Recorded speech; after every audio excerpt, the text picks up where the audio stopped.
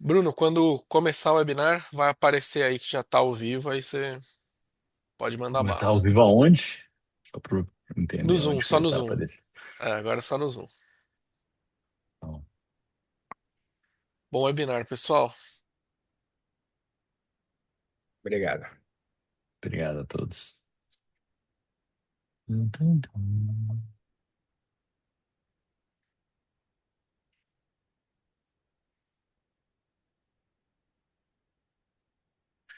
Olá, pessoal. Olá a todos. Sejam bem-vindos a mais um webinar da Drummond Advisors. Hoje, nessa quinta-feira, dia 25 de junho, né? Às 2 da tarde, horário de Nova York, 3 da tarde, horário do Brasil. E estamos aqui hoje com Mariana Belisário, o nosso time de legal, e Samuel Drummond, nosso parceiro de Wealth Management, que fica em Houston, trabalhando com clientes e também para serviço diretamente para o Drummond. Mariana, seja bem-vinda, fique à vontade de se apresentar, depois Samuelson. Obrigada, Bruno. Olá, pessoal, boa tarde. É um prazer estar aqui com vocês hoje, podendo falar de um tema que tão interessante, gera tantas dúvidas, né, que é o planejamento sucessório, Brasil e Estados Unidos.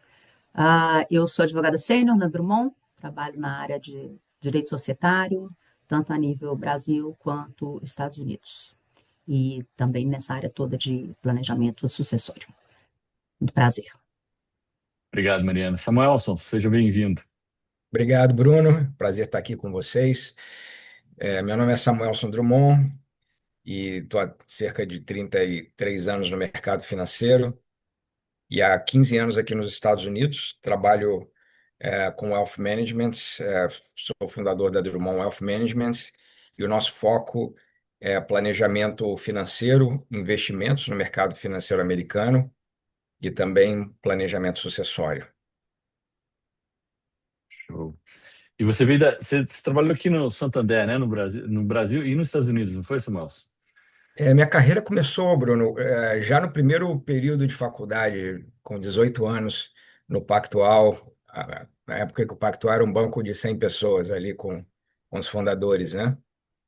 E logo depois eu fui para um outro banco de investimento, quando eu me formei, chamado Bozano Simonsen, que foi comprado pelo Banco Santander.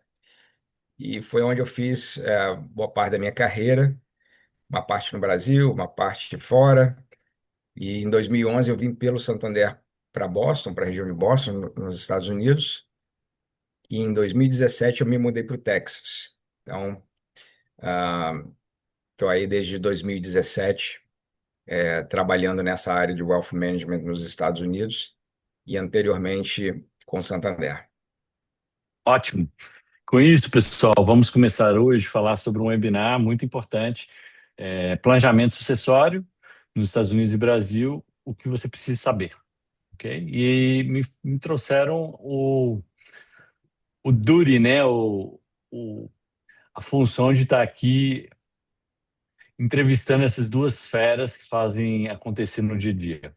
Tá? Então, o objetivo aqui é ser um host, fazendo algumas perguntas, tá, Samuel? Tá, Mariana? E vocês fiquem à vontade, a gente debater e tirar as dúvidas dos nossos ouvintes e telespectadores que estão aí pelo mundo afora. Eu acredito que a gente já tem agora mais de 100 pessoas assistindo no Zoom e, eventualmente, mais de cento e poucas pessoas no YouTube também. Então, vamos lá. Samuel, vamos conversar com você. Quais são as dúvidas principais que chegam de brasileiros que chegam nos Estados Unidos sobre planejamento sucessório nos Estados Unidos? Boa, excelente ponto para a gente começar, Bruno. Eu vejo muito como talvez a principal dúvida do brasileiro se ele consegue fazer um único instrumento que cubra ativos tanto no Brasil quanto nos Estados Unidos, né? E a resposta é não, por vários motivos, né?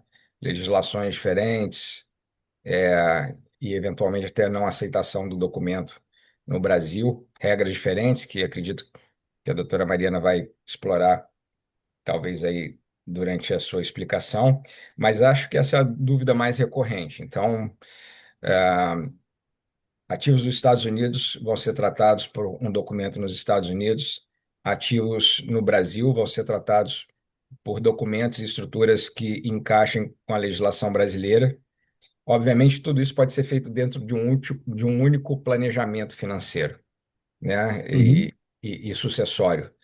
Mas os documentos em si são dois documentos separados, tá? Não faz sentido, por exemplo, aqui nos Estados Unidos listar bens que estão no Brasil, né? E incluir isso num Revocable Trust or Will americano, por várias razões.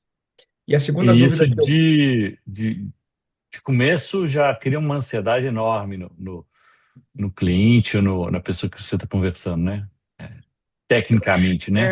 eu acho que a maior ansiedade, quando a gente fala de planejamento sucessório, normalmente vem de quem já viveu uma situação muito próxima, ou na própria família, ou alguém muito próximo, que enfrentou vários problemas. E eu mesmo me sensibilizo muito com esse assunto, Bruno, porque eu mesmo vivi isso na pele, né? Eu perdi meu pai com.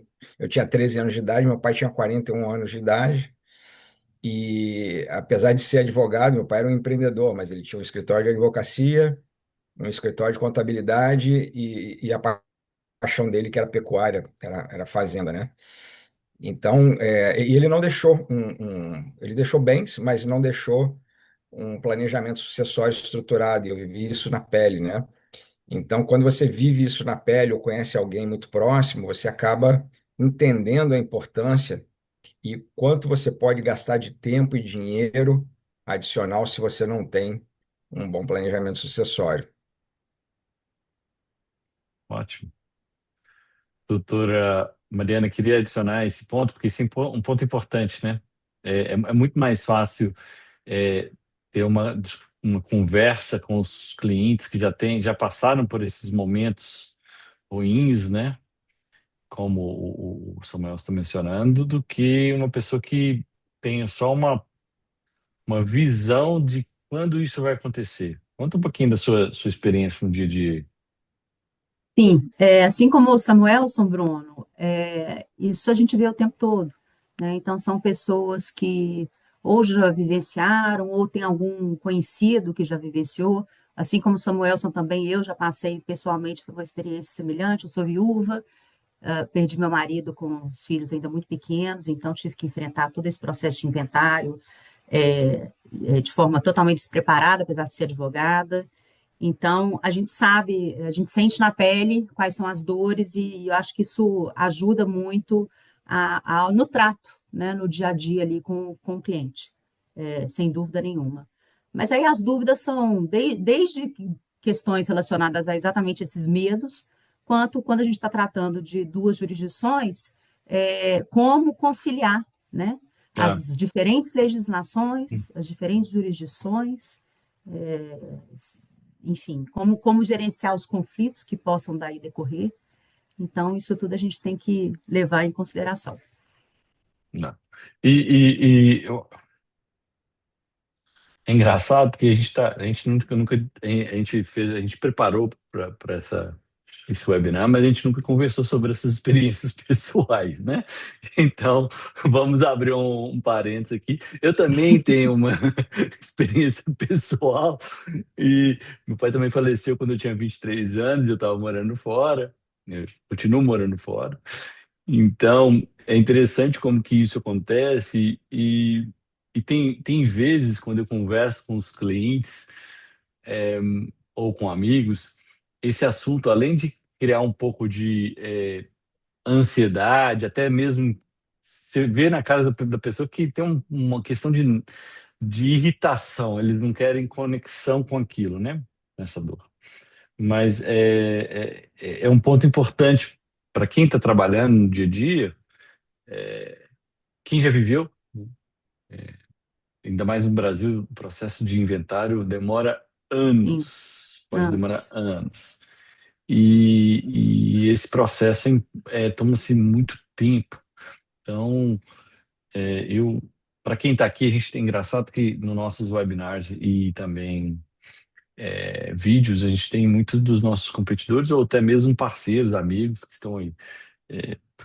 A minha história que eu venho observando no passado adequar isso, sabe, Mariana e Samuel? Você tem mais um pouco mais de é, a- entender e ler o nosso cliente, o receptor, para que eles, para que a gente possa ajustar essa nossa, porque senão para mim muitas vezes é muito prático, sou muito prático com relação a isso, mas na hora do vamos ver é uma coisa que pode criar um pouco de resistência das pessoas, mas é muito Sim, importante. um Então, constrangimento, né, Bruno? Até um pouco É, assim, as pessoas têm um é, constrangimento de falar do assunto. eu é. tenho algumas É. estatísticas interessantes, Bruno. Sabe que o segundo profissional que dá mais ansiedade, estatisticamente, é um financial advisor, né? Só perdendo para o dentista. Então você fala assim, eu vou no meu financial advisor, vou falar do meu dinheiro, vou falar de se eu tenho o suficiente para ter independência financeira, vou falar da vida, vou falar da morte, né? A gente brinca aqui um planejamento financeiro completo. Não, não inclui só a vida, inclui também a morte, porque a gente quer, obviamente, viver e desfrutar de tudo que a gente construiu, mas se acontece alguma coisa no meio do caminho, como aconteceu aqui, nós três tivemos essa experiência, a gente quer deixar as pessoas que a gente ama bem. É. Então, o planejamento financeiro completo, ele envolve a vida e envolve a morte. Só que falar da morte é algo que traz ansiedade, muitos gatilhos, muitas questões que as pessoas evitam esse assunto, né? Mas nós três sabemos aí que os clientes que são melhores sucedidos nas suas finanças, eles entram nesse assunto e não têm receio ou vencem os seus medos, porque a verdade é que a gente não sabe o dia de amanhã, a vida é uma estrada cheia de curva, e a gente não sabe o que tem na próxima curva. E também a gente quer saber que aquilo que a gente construiu vai ser mantido e as pessoas que ficam, se acontece o imprevisto, vão ficar bem em qualquer cenário, né? Que joia. Acho que é importante a gente, para quem estiver escutando isso aqui, né, esse webinar e no futuro, poder ver que existe não só um exercício profissional, né, de advice, mas também um exercício pessoal de ter vivido esses momentos, né? É imprescindível. Bom, vamos lá dar mais cor para essa foto. Hoje a gente tem, né, Mariana, a legislação brasileira e americana, né? Como que essas duas legislações tratam esse processo de herança e sucessão? Então, um pouquinho assim, vamos começar com o básico, para que a gente possa chegar Sim, lá e a gente começa a criar aqui um bloco, né? Como se fosse um legozinho para que o nosso ouvinte, o nosso telespectador, possa entender lá no final desse webinar quais os passos precisamos passar. Fique à vontade. boa pergunta, Bruno. É uma pergunta óbvia, né? Pode parecer muito óbvia para alguns, mas eu acho que é importante sim a gente passar por esse ponto, porque talvez essa seja a maior diferença entre os dois países, é como a legislação dos países, né, de cada um deles, trata a herança e a sucessão. Então, no Brasil, como a maior parte aí dos ouvintes deve saber, a sucessão ela é bastante protegida, né, por regras obrigatórias. Então, a gente tem lá, tem a pessoa, né, ela possui os herdeiros que são considerados necessários, que são os filhos, né, ou os ascendentes, em determinadas situações, os cônjuges, em não havendo nenhum deles parentes colaterais. E essas pessoas elas são chamadas de herdeiros necessários, e metade, 50% do patrimônio da pessoa, obrigatoriamente tem que ser destinada a essas pessoas. Ela não pode dispor de outra forma, não pode dispor livremente de seus bens. Tá? Os outros 50%, sim, aí pode dar para quem quiser, deixar em testamento para quem quiser, não precisa ser parente, pode ser um amigo, quem quer que seja. Mas esse 50%, que a gente chama de legítima, ele é indisponível, tá? Ele só é realmente reservado àqueles herdeiros que são considerados necessários. Já nos Estados Unidos, a lógica é praticamente oposta. Em muitos estados, existe ampla liberdade testamentária. Então, isso significa que a pessoa pode doar para quem ela quiser, o quanto ela quiser. Então, se ela quiser deixar 100% do patrimônio para um amigo, para uma sobrinha, ou para quem quer que seja, ela vai poder deixar. Então, isso é um Cachorro, né? conflito Tem gente que grande para deixa o para os cachorro, pets. exatamente. O É, Brasil tem essa rigidez, né, doutora Mariana, que aqui nos Estados Unidos você praticamente tem dois blocos, né? É uma legislação que ela é estadual, acho que essa também é uma grande sim, diferença. E você tem os Community Property States, né? Onde qualquer ativo constituído após o casamento nesses estados, que são chamados de Community Property State, eles são 50-50, né? Antes, não, herança também fica de fora. E estados que não são community property states, aí cada um tem a sua regra, e então existe uma diferença. A gente vê aqui que nos estados americanos existe muita autonomia para quase tudo, né? exato. A lógica ela é muito mais contratual, né, do que decorrente da legislação. É quase que um contrato, digamos assim. Bem pontuado, Samuel, porque realmente é estadual. Então, isso aí vai variar de estado para estado, diferente do Brasil, né, que se aplica no país inteiro. Nos Estados Unidos, cada estado vai ter a sua legislação aplicável. E uma outra diferença também que eu acho que é importante destacar é a questão do inventário. No Brasil, a gente tem um inventário que pode ser judicial ou extrajudicial. Né? O inventário extrajudicial, ele é aplicado quando não há menores, não há incapazes, quando a questão patrimonial não é muito complexa, e o extrajudicial, que é mais custoso, mais demorado, etc., quando envolve menores, incapazes, etc. Nos Estados Unidos, semelhante ao probate, né, que ele normalmente é conduzido por um tribunal estadual. Lento, custoso, demorado.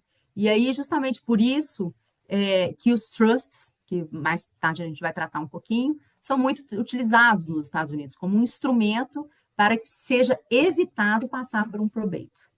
Isso no Brasil a gente já não existe. Você não há essa alternativa para o brasileiro, tá? Residente no Brasil, com bens no Brasil, de, em tese, fugir de um inventário. Mesmo que Ou seja não residentes, extrajudicial, tem né? que ser feito. Oi? Ou não residentes que tenham Não bens no Brasil. residentes, que tenham. É, Sim, desde que isso se não ser feito um planejamento sucessório, né? Desde que não sucessório. seja feito. Se Se você faz, aí a tiver, gente tem se você as for um ferramentas estrangeiro, para evitar, que é o que a gente vai tratar aqui.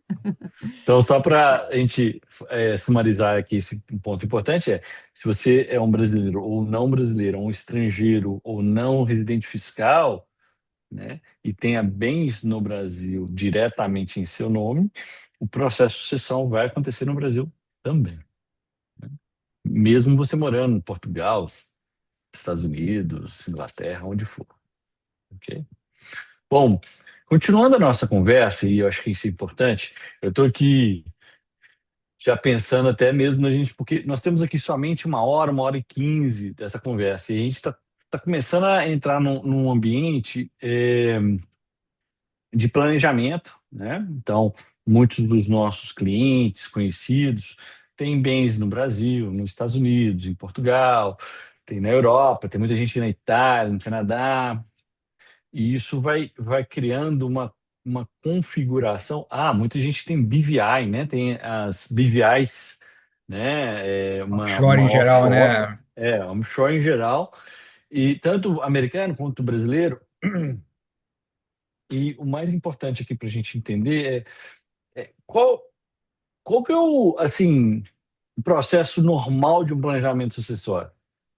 E qual é o perfil de um cliente e as situações dessas famílias que querem se proteger? O Samuel, se depois passa a palavra para o Mariana. Boa, muito bom. As pessoas que normalmente vão se preocupar com planejamento sucessório, obviamente, são pessoas que têm bens, diversos bens, normalmente estão em processo acelerado de construção de patrimônio ou já tem esse patrimônio constituído. E muitas vezes essas pessoas têm filhos pequenos, que é um outro ponto que leva as pessoas a normalmente pensarem na questão sucessória, né? E a gente vai abordar aqui a questão de trustee, de guardian, né? Que são as figuras aqui nos Estados Unidos. Mas as pessoas, por algum motivo, elas querem otimizar essa passagem. E normalmente acontece num cenário onde ou essas pessoas estão nesse processo de acumulação de patrimônio ou um caso de enfermidade, né? Que também é bastante comum, um problema cardíaco, câncer, algum tipo de doença terminal em um dos cônjuges ou às vezes nos pais, né? Então, normalmente esses daí são os gatilhos que eu vejo, mas obviamente planejamento sucessório entra naquela categoria do importante, não do urgente, né? É importante, as pessoas sabem que é importante, mas muitas vezes o urgente está ocupando ali o dia a dia e o importante nunca vem. Então, chega um determinado momento em que simplesmente essas pessoas falam assim, não, isso aqui agora vai sair da categoria do importante e vou colocar na minha categoria do curto prazo e executar esse planejamento sucessório. Doutora Mariana?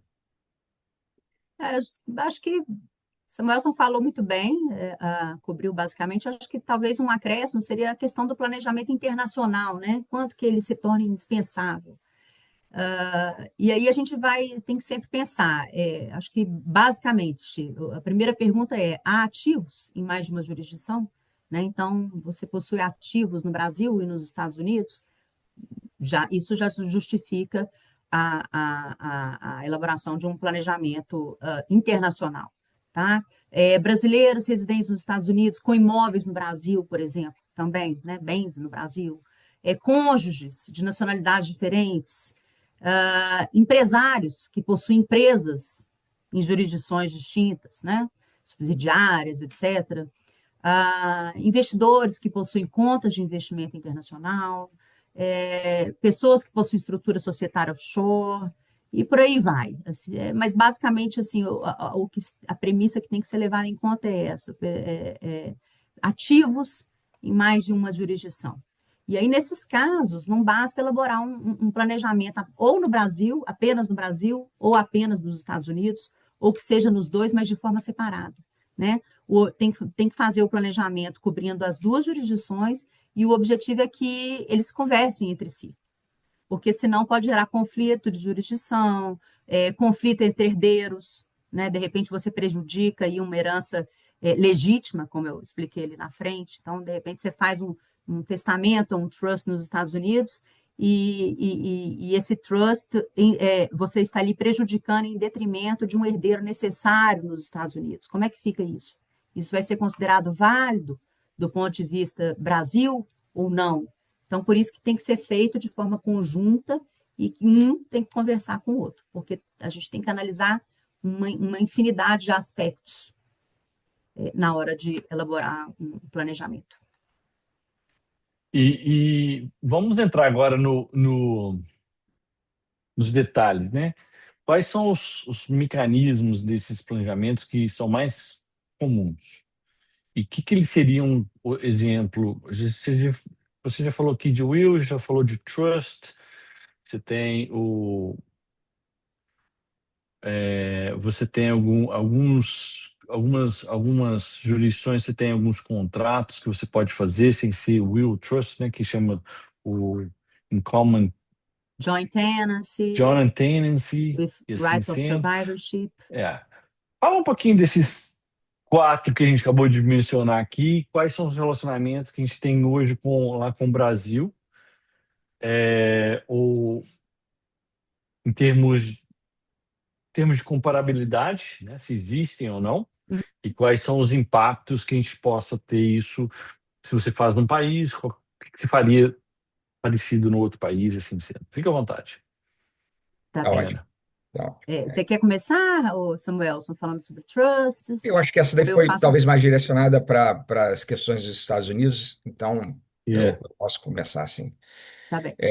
Vamos lá, vamos começar pelos tipos de conta, tá, Bruno? Quando você decide abrir uma conta normal de investimento, que a gente chama de brokerage account, aqui nos Estados Unidos, você pode fazer um individual account, o nome de um dos cônjuges, falando de um casal, né? Ou você pode abrir uma conta chamada Joint Tenants with Rights of Survivorship, tá? Essa conta é uma conta onde, se um dos cônjuges falece, automaticamente 100% dos ativos passam a ser do outro titular da conta, sem necessidade de passar por inventário. Você apresenta o Death Certificate. Eu, por exemplo, trabalho muito com a Charles Schwab e apresentamos o Death Certificate, sai do nome conjunto e passa para o individual no caso de falecimento, tá? Isso Então, se é uma pessoa fiscal americana, né? estou falando de alguém que abre uma conta conjunta aqui nos Estados Unidos. No caso da Schwab, a gente pode abrir contas internacionais também, tá? Aham. E isso é válido também para contas internacionais. Houve a morte, você, obviamente que depois tem Tem que alguns fazer o imposto de impactos, imposto de renda nos Estados Unidos, e assim tem sendo pessoa. impactos tributários. Eu acho que você tocou num ponto importante aí anteriormente. Quando a gente fala de planejamento sucessório, a gente pressupõe que houve um planejamento financeiro e tributário Ao anterior, mesmo né? tempo. Uhum. Ou em paralelo, né? Então, o planejamento financeiro, o planejamento tributário e o planejamento sucessório, normalmente eles andam em paralelo. E o que eu acho interessante desse webinar aqui com vocês é que entre a gente, entre a Drummond Wealth Management e a Drummond ah, ah, Advisors. Advisors, né? A gente faz todo esse processo em conjunto e costumamos trabalhar em parceria em vários clientes. Então, você olha o net worth da pessoa, tem ativos aqui, tem no Brasil, nacionalidade, né, residência, e os casos específicos da família, você começa a montar esse diagrama e ver não só os impactos sucessórios, mas também os impactos tributários, de ter determinadas contas, né? E também isso tudo leva a ter os instrumentos corretos, né? Interessante aqui dos Estados Unidos também é que uma designação de beneficiário bem feita, ela, ela resolve uma boa parte das questões, não todas, mas ela te permite, ao contrário do Brasil, é, por exemplo, no Brasil você tem uma conta de investimento, você não consegue fazer uma designação de beneficiário. Se você tem uma previdência, um VGBL, um PGBL, daí você consegue. Mas aqui nos Estados Unidos, para qualquer tipo de conta de investimento, você consegue fazer uma designação de beneficiário, incluindo o beneficiário primário, aquele que recebe na morte. Se for, por exemplo, uma conta individual, você pode designar um beneficiário primário. E se, por exemplo, os dois falecem em um acidente, você pode ter os beneficiários secundários, isso desce Secundário. para os Uhum. beneficiários secundários, né? Se é um casal, você pode fazer uma estrutura de joint tenants with rights of survivorship e ter como beneficiários primários quem você quiser deixar. Aí entra uma questão importante. Não é uma boa prática você deixar filhos menores de idade como beneficiários primários, tá? Porque esse ativo vai ficar travado até a maioridade dessas crianças. Então a gente já começa a falar de coisas um pouco mais sofisticadas, né? Como trust, ou will, e aí a gente consegue solucionar várias dessas questões. O trust, já emendando aqui, nós temos dois tipos basicamente. Temos vários tipos de trust, mas basicamente são duas divisões: revocable trust e irrevocable trust. O mais comum que a gente vê com mais frequência é o Revocable Trust, tá? Que tem a grande vantagem de saltar o inventário, né? A gente chama aqui de skip probate. Então, ali quando você constitui esse documento, as regras do trust, e faz o que a gente chama funded trust, que é nada mais do que transferir os ativos para o nome do trust, você evita o processo de inventário, né? Uma outra grande vantagem do trust também é que você mantém o sigilo dos bens. Se a casa está no nome, por exemplo, do Samuelson e da Orlânia, de repente eu vou botar a casa no nome do Drummond Trust e isso passa a ser algo é, que não é visualizado, né? Ao contrário do Will, que não tem essa questão do sigilo. Então, nós temos principalmente pessoas que Isso é têm. somente para o irrevogável, né, Samuel?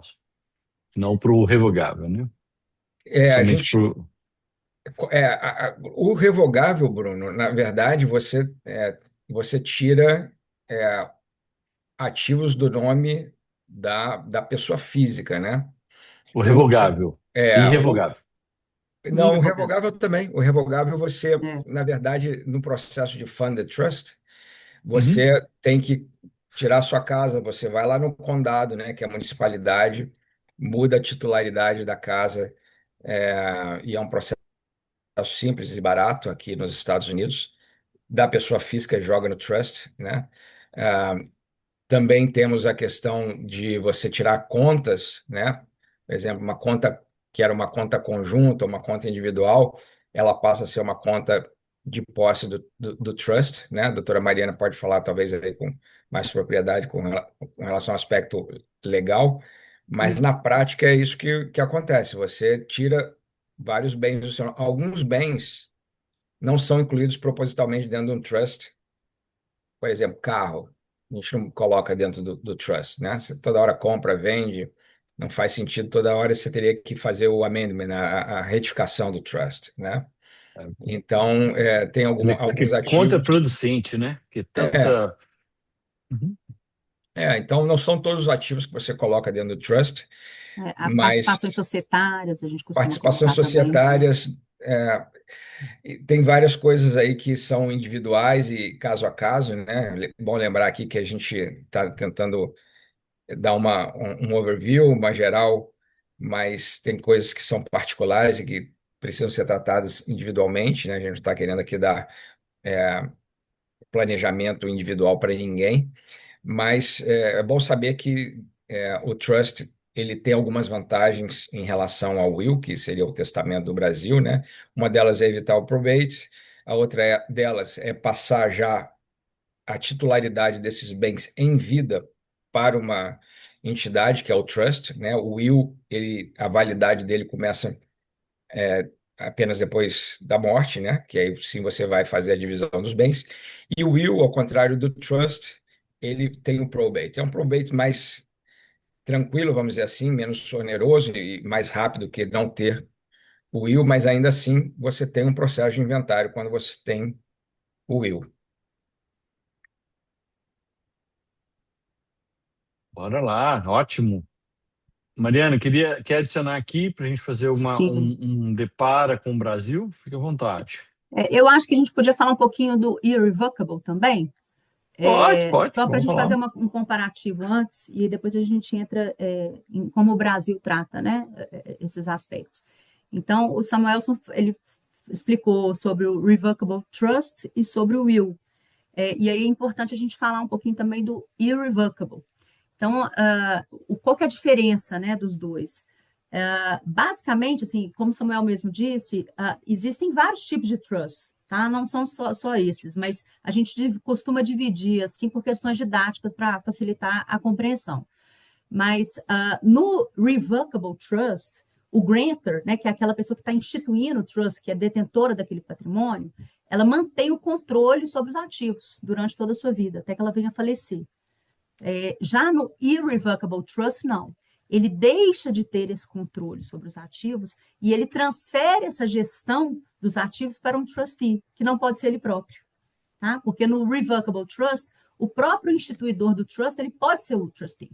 Ele pode se autonomear trustee e ele gerencia aquilo ali, aqueles ativos da maneira como ele bem entender. Já no irrevocable trust, não. Ele precisa nomear um terceiro, que seja uma instituição autorizada, uma pessoa física E não de pode ser o confiança, beneficiário da sua também, né? confiança, não pode ser o beneficiário, exato, para poder gerir aquele ativo ali. Então E vamos aí, dar um qual que é o exemplo aqui. impacto?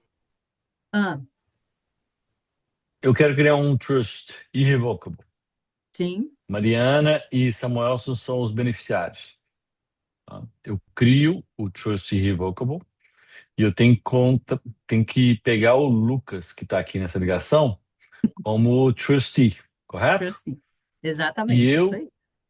não, não posso ser o trustee desse trust, Você correto? não vai poder mais administrar os bens. Então, Eu vamos posso pegar, ser um continuando no seu beneficiário? exemplo. Oi? Eu posso ser um beneficiário? Depende do tipo. Aí a gente vai entrar no. Existem, por exemplo, o DAPT, que alguns estados aceitam, pode.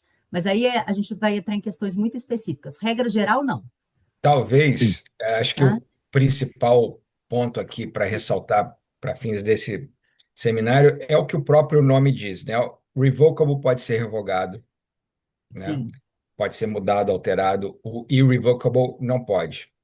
E exato. acho que talvez aqui, doutora Mariana, a gente possa falar, né, sobre por que uma pessoa faria um irrevocable trust e não um É, revocable trust. exato. É o próximo ponto que eu ia chegar exatamente, que é bem, existem vários pontos, mas tem um aspecto tributário que eu acho que ele é bastante importante. Ah, e também a questão de proteção patrimonial. Acho que talvez são os dois impactos mais importantes. Porque, Bruno, quando o Samuelson mencionou, né, que no revocable vai ser garantido um sigilo da titularidade do bem, sim, por quê? Porque aquele bem, de fato, ele é transferido para a titularidade do trust. sim. Porém, não há a proteção daquele bem, né, no Revocable Trust. E daí eu vou explicar. No Revocable Trust, para fins tanto de imposto de renda quanto para fins de state tax, aqueles ativos eles são considerados de titularidade do grantor, ou seja, do instituidor. É como se não houvesse transferência de titularidade. Então, o Uhum. instituidor ele continua declarando os ativos, tá, no seu imposto de renda normalmente, e não ocorre incidência de state tax, tá? No momento em que ocorre a transferência dos bens para a No titularidade do irrevocable. trust, do revocable, não ocorre nenhuma incidência de imposto. É como se nada tivesse acontecido para fins fiscais.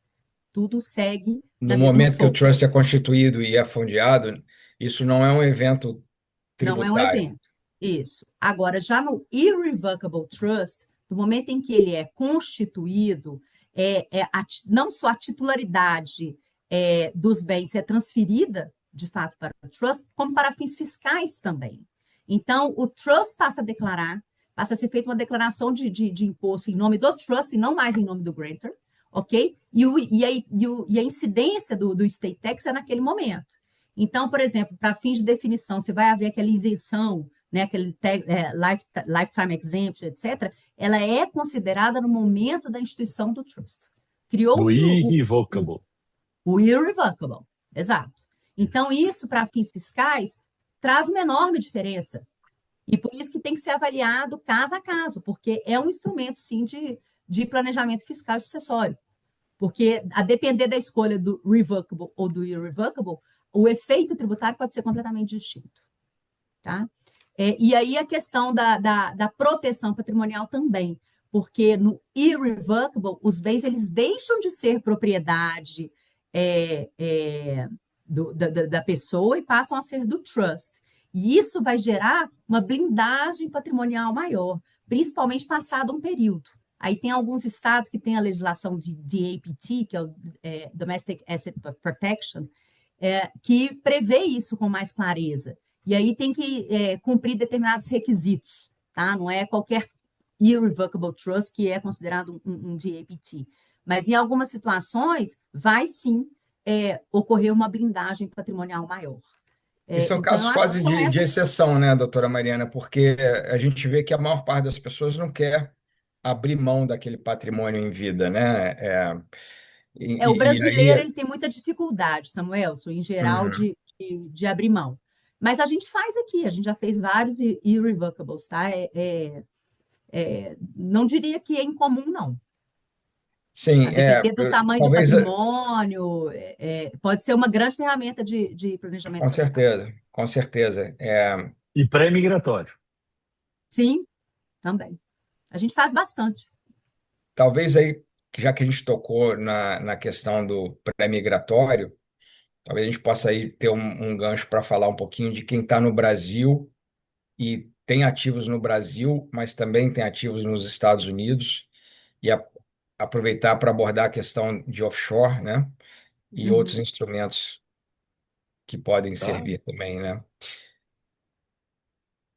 Sim, É importante também mencionar aqui, antes da gente é, colocar que a gente está aqui só educando as pessoas. A gente não vai sair em uma hora com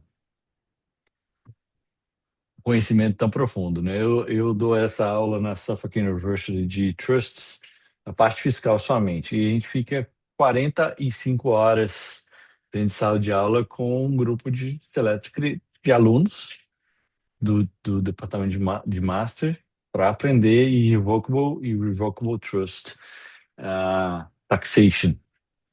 Então, levando isso em consideração e levando esses pontos, e aqui a gente está falando aqui só de planejamento, é, quais, quais desses, Mariana, quais desses instrumentos que você consegue fazer no Brasil, por tá. exemplo, o Will, o Trust, que tem efeito Uhum. nos Estados Unidos, Como que eu você fiz. pode ter efeito no Brasil? E se não tem efeito, quais seriam os instrumentos no Brasil que você deveria fazer de complementar caso você esteja vivendo nos Estados Unidos, né? Tá ótimo, boa pergunta. Porque eu acho que é muito Vamos falar importante. Eu acho então, que sim, eu educo muito os meus alunos e os meus clientes da seguinte maneira, pessoal: você faz sucessão onde você mora. Essa é a primeira coisa. A, a, a jurisdição que leva você a executar o seu processo de sucessão é no estado onde você mora. Então, se você mora na Flórida, vai ser na Flórida. Se você mora no Texas, vai ser no Texas. Se você mora em Minas Gerais, vai ser em Minas Gerais. Se você sim, mas mora você em tem que ter Portugal, instrumentos concomitantes, exatamente. né? É, Exatamente. exato. Então, esse é o primeiro ponto. Acho que o primeiro passo quando você vai fazer um processo de sucessão, planejamento de sucessão, é entender onde que a pessoa mora e aonde que ele tem ativos, né? Isso. Que é o segundo passo. E aí, quem vai ser os beneficiários? Se são filhos, se são pais, se são o cônjuge, quem for. Então, fala um pouquinho mais sobre esses instrumentos e essas, os instrumentos similares e se tem efeito ou não no Brasil. Fique à Tá vontade, ótimo. Tá, então vamos Mariana. começar pelo trust, que a gente já estava falando sobre ele, tanto o revocable como o irrevocable. A gente não consegue, por exemplo, colocar ativos diretamente embaixo de um trust americano, ativos brasileiros diretamente embaixo de um trust americano. Então, se você tentar registrar lá no cartório, né, de registro de imóveis, o titular de um imóvel, um trust americano ou um trust em offshore, você não vai conseguir.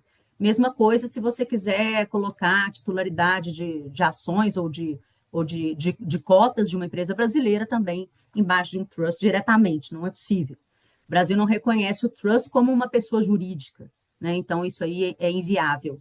Porém, uma novidade que veio com a lei das offshores é que, apesar do Brasil não reconhecer o trust como pessoa jurídica para fins de societários, ela reconhece para fins fiscais. Então, vamos dizer que um herdeiro situado no Brasil recebe, é beneficiário de um trust lá nos Estados Unidos, tá? Tem um pai que mora nos Estados Unidos e esse pai faz um revocable trust e coloca o residente brasileiro, o herdeiro brasileiro, como beneficiário. Como o Brasil vai interpretar isso? Como a lei fiscal brasileira interpreta?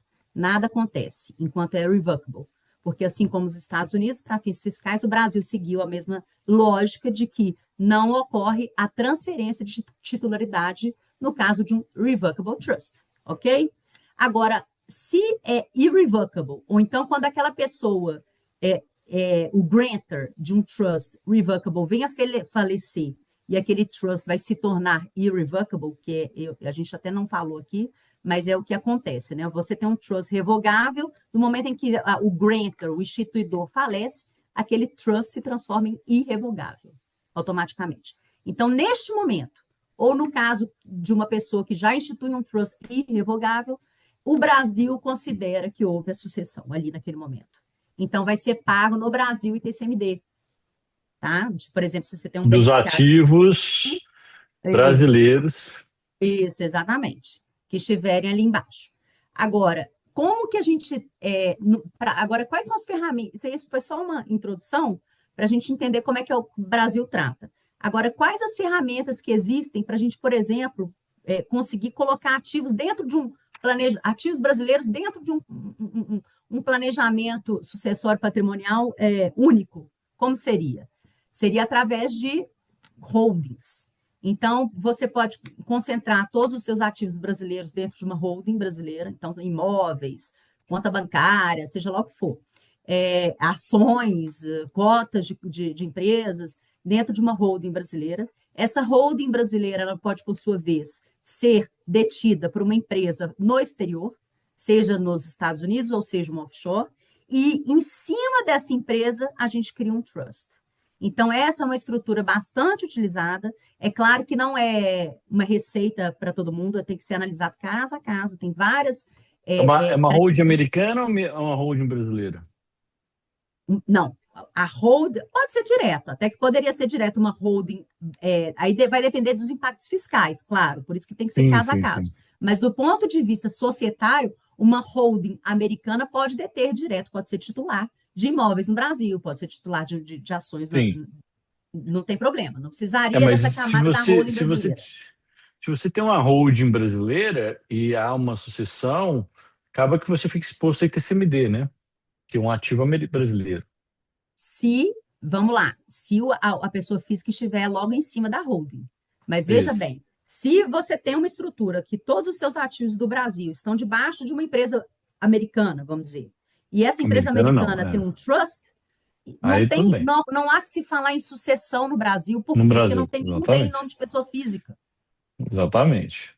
Então, Ótimo. esse é o ponto que é importante e, claro, mais uma vez, Eu tem acho que que o ser ponto mais analisado. importante aqui, Mariana, nessa conversa que a gente está tendo, é que não existe resposta de prateleira para ninguém, né? A Isso, gente acabou de exato, criar aqui vários cenários que são possíveis e plausíveis, né? plausível. E muitas vezes as pessoas dizem, não, eu quero só isso. Eu falei, cara, não é só isso. É muito mais do que isso, né? Exato, porque às vezes também você encontra uma solução que vai ser interessante do ponto de vista sucessório, mas talvez fiscal ao longo da vida da pessoa não vai ser. Então tudo tem que ser analisado com muito cuidado, né? Né? E aí, Isso é... pode falar, Samuel. Não, desculpa te interromper, quer concluir, doutora? Não, eu ia só complementar que no âmbito dessas ferramentas a gente tem as offshores também, que podem funcionar como uma centralizadora, né? Pode ter uma holding, por exemplo, em BVI, centralizadora desses ativos todos, onde a gente colocaria todos esses ativos, e em cima dessa holding, ou um trust em BVI, por exemplo, ou, como o Samuelson mencionou, que nos Estados Unidos existe essa alternativa de joint tenancy, nas offshores também existe. E isso você pode estabelecer numa empresa, por exemplo, não precisa ser uma conta.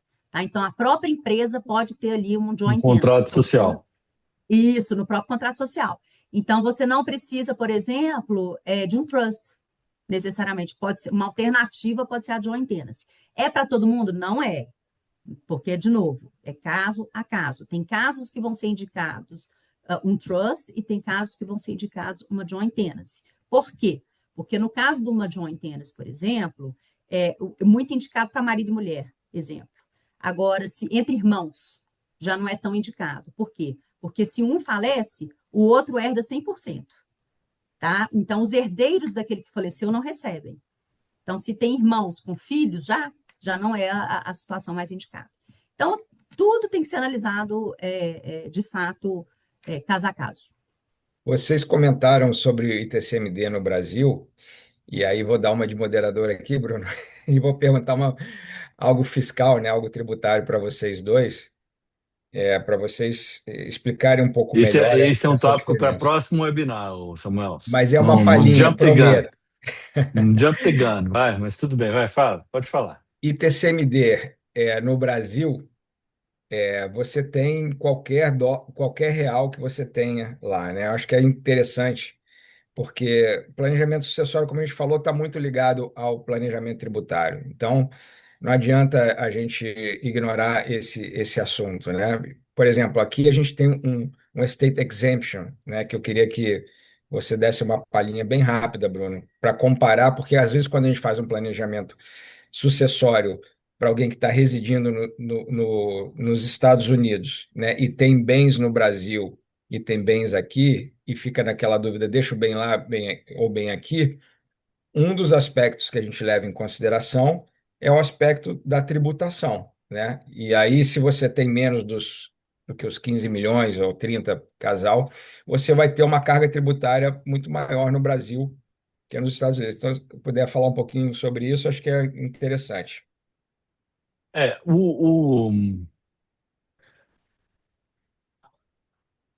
existe, esse eu acho que é importante, a gente pode, eu acredito que isso está na nossa série de webinar que a gente vai falar, né?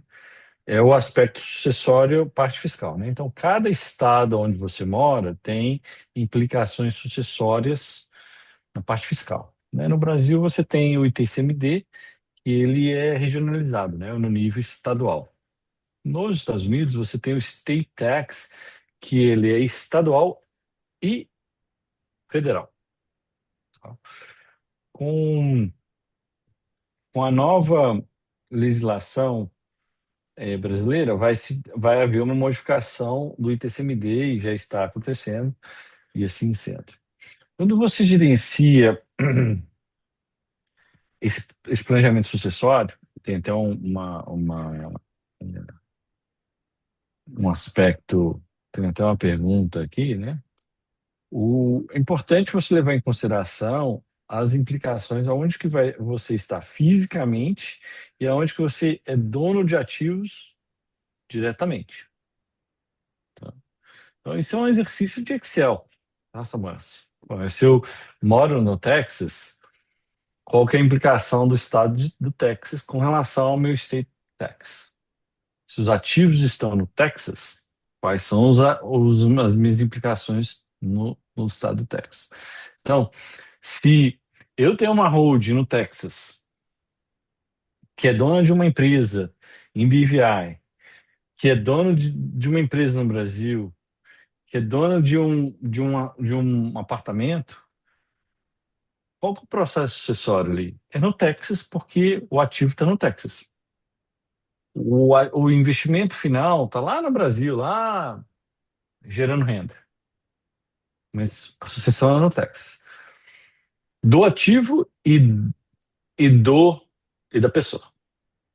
Se eu moro no Texas, né, e eu tenho um ativo em, em BVI, eu faço processo de sucessão no Texas e em BVI, porque eu tenho um ativo lá em BVI. Se eu moro no Texas, tenho um ativo em BVI, e tenho uma casa em Portugal, depois eu tenho um apartamento em São Paulo, e eu tenho um apartamento em Nova York, eu, Bruno, moro no Texas. Tenho uma casa no Texas. Em São Paulo, Nova York, em BVI.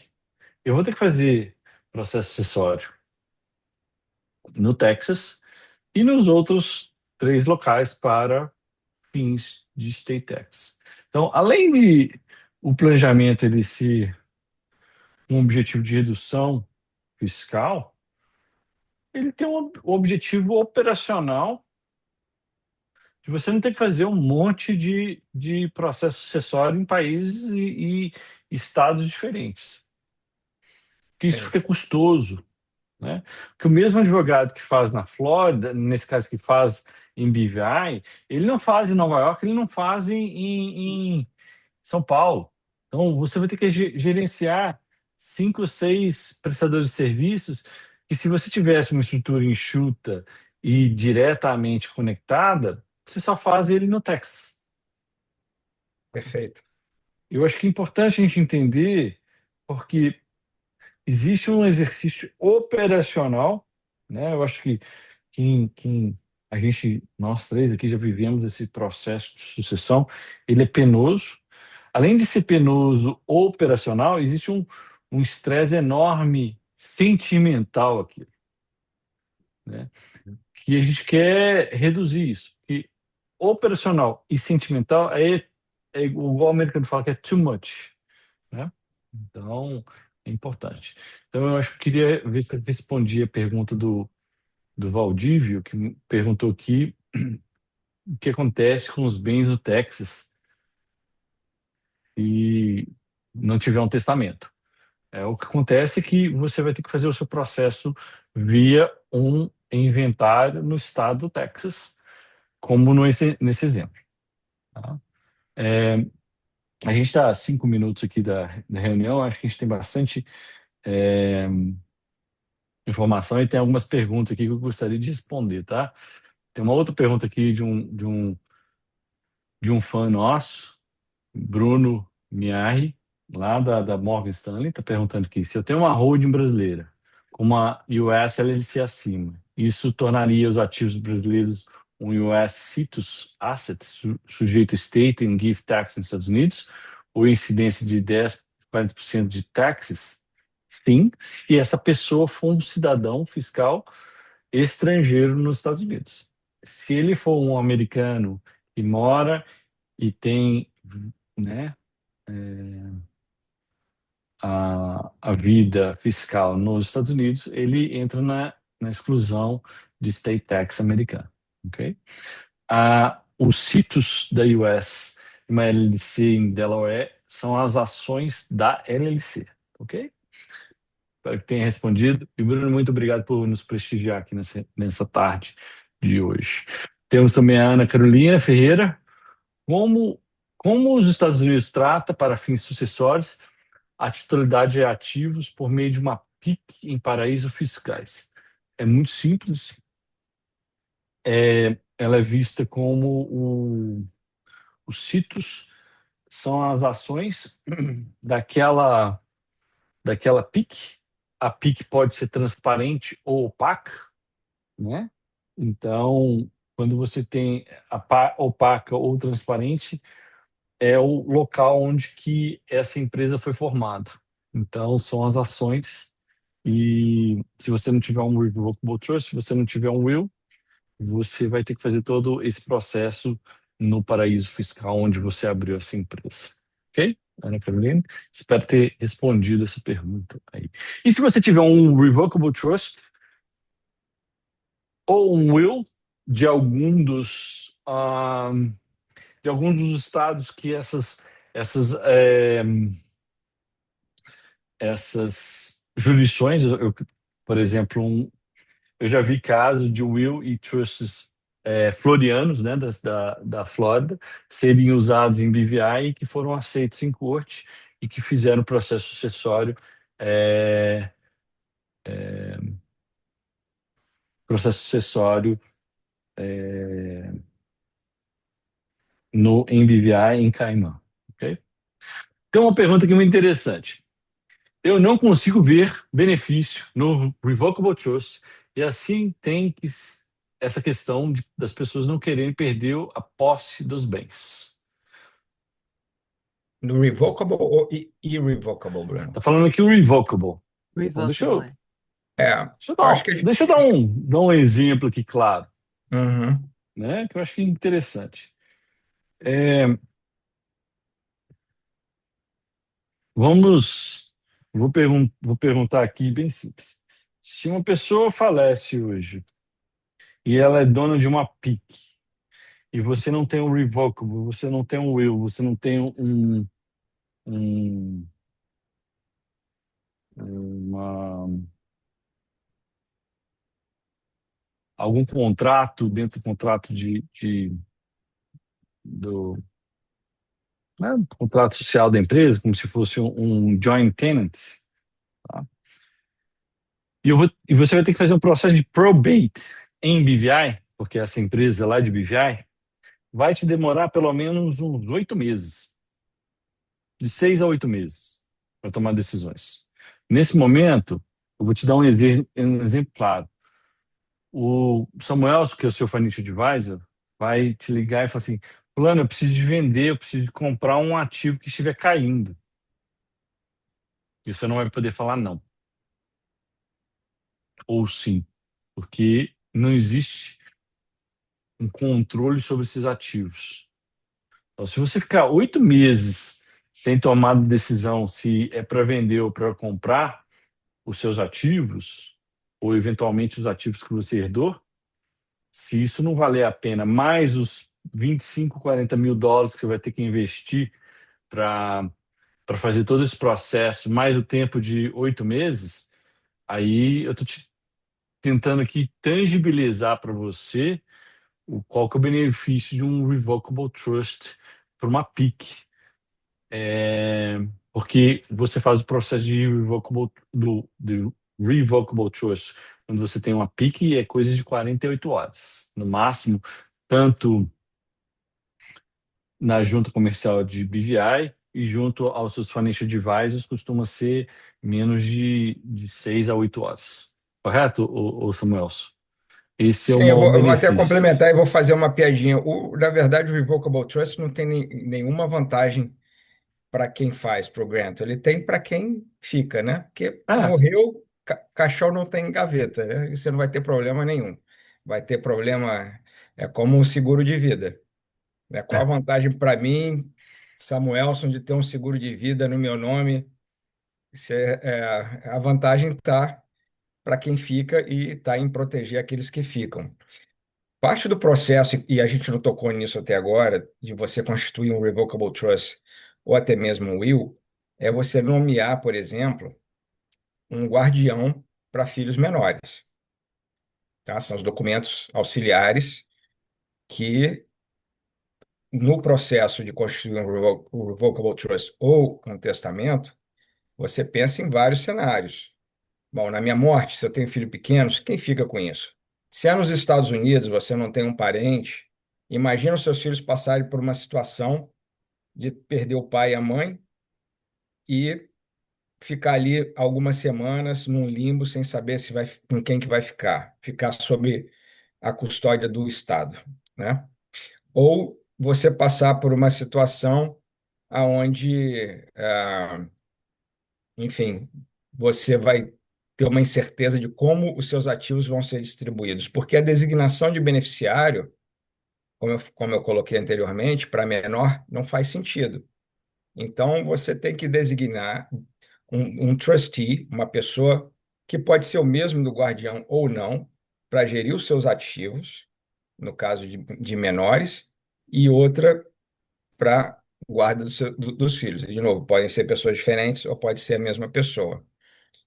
A outra vantagem, comparada, por exemplo, a uma simples designação de beneficiário, é você poder escalonar a transferência desses ativos. Então, vamos supor que eu tenho filhos e são até maiores, 18, 20 e 21, e eu tenho um patrimônio considerável.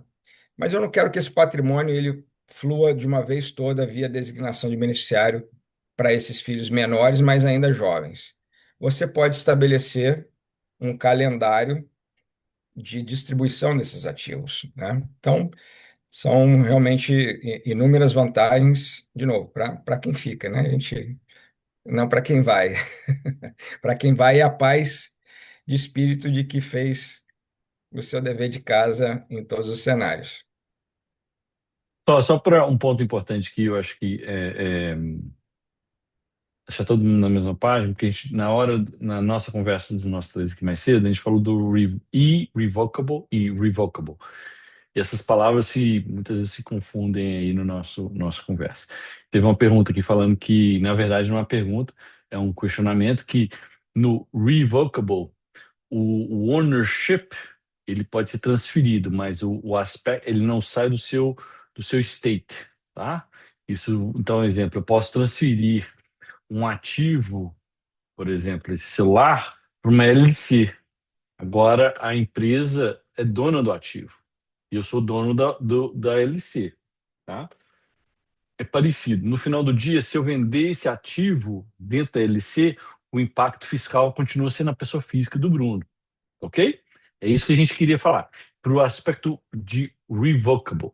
Agora, se eu transfiro esse ativo para uma LC e eu transfiro a LC para o irrevocable, aí sim, eu estou transferindo do meu state aquele ativo que é o celular dentro de uma LC, tá? Então, é isso que a gente queria deixar claro aqui, e responder todas vocês essas perguntas para não ficar, o pessoal sair daqui com meia dúvida, tá ok? E a gente já está chegando no top of the hour, né? Como o americano fala.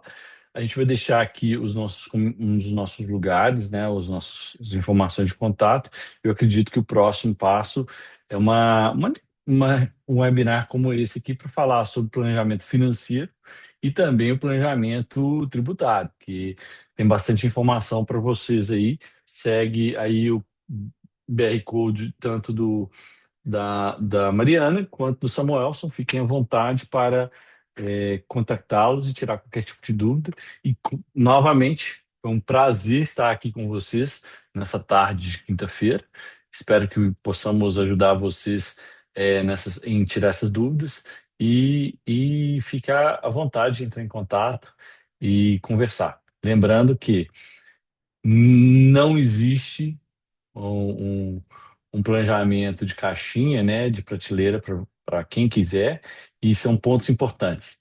E fiquem tranquilos, trabalhem com pessoas que já passaram por isso no dia a dia, que isso traz um pouco mais de calma, porque a gente sabe que isso é um momento estressante, né, e tente se planejar para que isso não aconteça e você possa viver isso num processo bem simples e tranquilo. Grande abraço aí, o Samuel e a Mariana. Obrigado por estarem aqui, por dividir com a gente esse conhecimento tão profundo. E nos vemos na próxima vez a todos vocês. Grande abraço, pessoal. Tchau, tchau. Tchau, tchau. Obrigada, pessoal. Tchau.